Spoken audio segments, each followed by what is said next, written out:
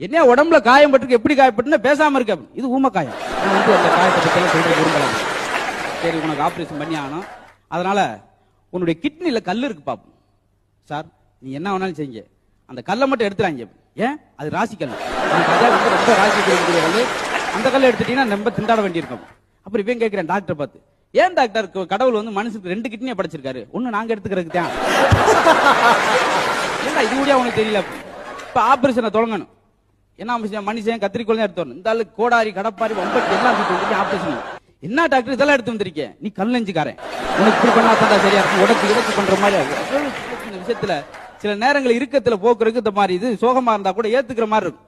அப்புறம் ஒரு வழியா ஆபரேஷன் தொடங்கணும்ல. இந்த சொந்தக்காரங்களை எப்பவுமே உள்ள விட மாட்டாங்க ஹாஸ்பிட்டலுக்குள்ள, ஏன்னா வந்து பயன்படுத்திடுவாங்க நோயாளி.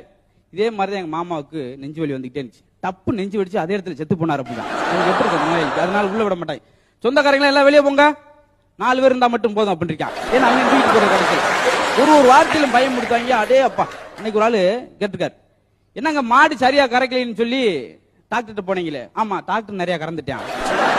பாலை சொன்னா அந்த பணத்தை கறந்துருக்கான். ஒண்ணும் முடியாது. இன்னும் சிலர் வித்தியாசமா இருக்கும். அன்னைக்கு ஒரு ஆள் போய் டாக்டர் சொல்லிக்காரு, எங்க மாட்டுக்கு வகுத்தாலியா போகுது அப்படின்னு. இந்த அந்த மாத்திரையை கொடுத்து ஒரு பைப் எடுத்துங்க, பைப் சென்டர்ல மாத்திரையை வச்சு ஒரு பைப்பினுடைய முனைய வாய்க்குள்ள வச்சு மாட்டோட வாய்க்குள்ள வச்சு நீங்க ஊதுங்க. அப்படியே அந்த மாத்திரை மாட்டோட வகுத்துக்குள்ள போயிடும், சரியாயிரும். இவன் ரெடி.